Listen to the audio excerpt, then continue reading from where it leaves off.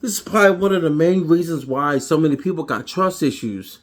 Trust issues don't just stem from a person lying to you. It depends on what kind of relationship you have with that person. Believe me, like we all, I'm not gonna say we all been lied to, but I done lied. I done been lied to. Yo, it hurts. But you sometimes you grow to not give a damn no more. I don't know why. Probably because you be doing foul stuff. I did a lot of foul stuff. I think I did way more foul stuff than somebody did something to me. But at the same time, you do end up attracting what most of the time what you are. And I think I've been pretty much a cool person. You know, my relationships were pretty much good. You know, but I do know I mess a nice amount of relationships up due to my ignorance. And hey, ain't nobody out here perfect, you know. And I think that's probably one of the reasons why we can't trust anybody today, because everybody all over the place,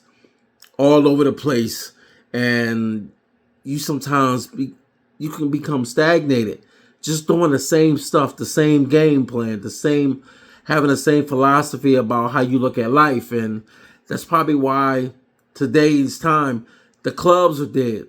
We kind of like burnt the clubs out, like too much going out, too much going to lounges, bars, buying females drinks.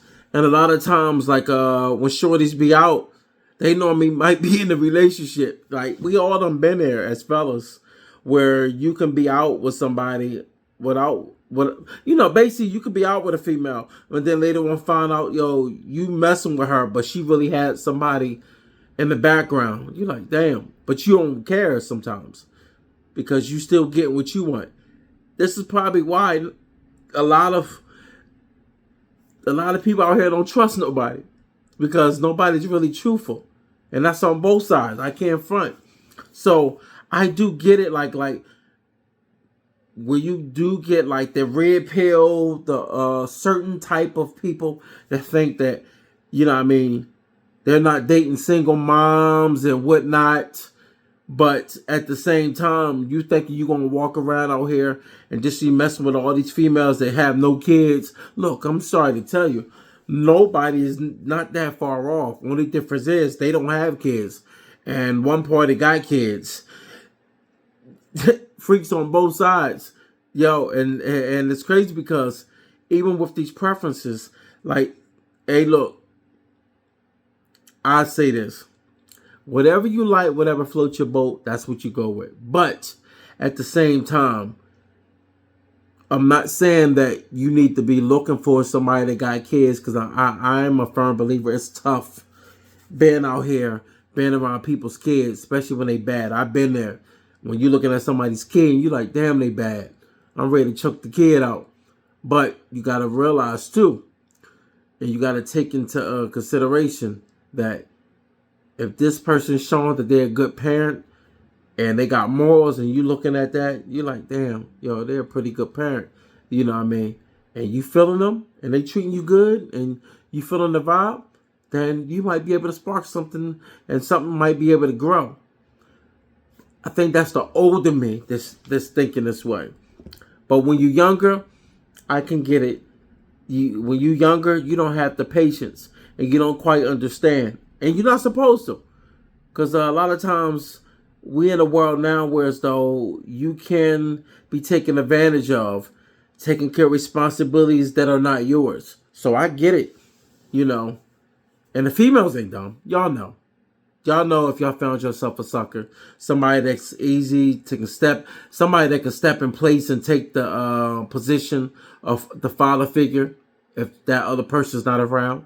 But also, you have some good women out here that also can see a man for what it is and be like, damn, I don't know if he's not going to replace his father, but he can be a good role model because I'm feeling them. They're not just looking at the kid as where they can just benefit off of you. You know what I mean? They're looking at like they can really grow with you. You know, that's a different scenario. It's a different way to kind of look at situations when it comes to dealing with people with kids. Because I tell you, One of the hardest parts about dealing with people with kids is the situation that they had before you. You don't know how the baby father is. You don't know what's going to happen if you built a bond with that kid. I get it. I get it. I get it. But you also got to keep in mind, you got to be respectful. And you cannot think you're taking the place of somebody that you never helped make. You just can't. You can't replace that. You know what I mean? You might have the eyeball of the person that's like, no, I've been here. I'm his father. Well, yeah, you can say that, but in actuality, you're not. All right? Like, you're not. And a lot of times, if you tend to think that way, you will be mistakenly, you are confused. And something will happen sometimes down the line. In most cases, something will happen that's going to give you a reminder that that's not you. You know. And some cases, very small percentage of people end up probably going through a situation where as though the kid look at them as their actual parent, that they look up to them like this is a real father figure to me. But in the same sense, not really. Because I remember hearing Shaq say who his dad was. And I thought that was his real dad. That was actually his stepdad. And then at the end, he talked about, but he know his real dad. That already lets you know right then and there. It's deep down inside. A person would never ever forget their parent. Never. No matter what.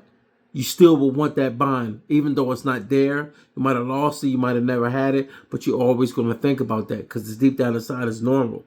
So, but I don't want that message to keep being put out here that if someone has a kid, it's useless. Younger me, I probably thought the same thing. But in actuality, some of the most realistic people are people that normally have priorities and people that they have to take care of, which is their kid, that they had that love for, and then make them straighten up. And most, I'm not going to say most, a lot of times, like if that person has a lot going on, they normally are making sure that their kid is good. So, you know, I salute.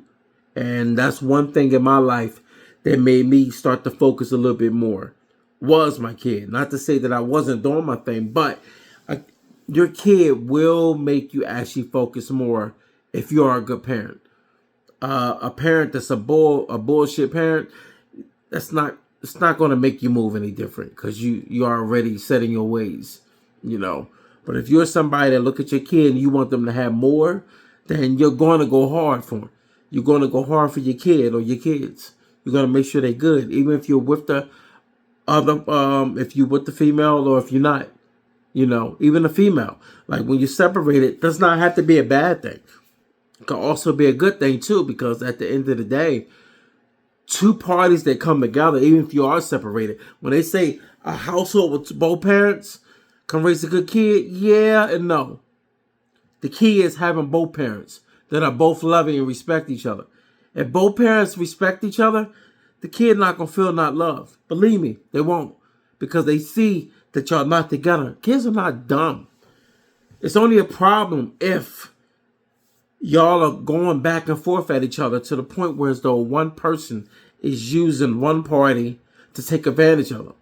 Other than that, that's why I think it's in your best interest to not feed into that whole thing of single moms are useless or not worthy. That's not true. And that's not me sitting up here trying to simp on it. I think that but you got to choose carefully though. Don't get it twisted. Don't think I'm out here just trying to find somebody with like 5 or 6, 7, 8 damn kids. And I'm like, yo, it's a good female. No, I ain't say all that. At your own risk. But you also do have to be able to sit down and be able to talk to somebody and see a little bit of their character, see where they coming from. You know, that way you're able to look at them differently and be like, oh, yo, it's not all about that. It's not all about, oh, she got 2 kids and this and that. You know what I mean? Now, I mean, each his own. Everybody's story is different. But I do think that A lot of us, men and women, need to kind of get off of social media. Take a break from it. Take a break from it. Because the advice that you get from social media a lot of times is not going to be good advice. A lot of stuff don't really encourage you to really think smart, to use your brain. They kind of make you think that, yo, if you pick this situation, it's bad for you. Nah, not always. You know, just not. All right? So choose wisely.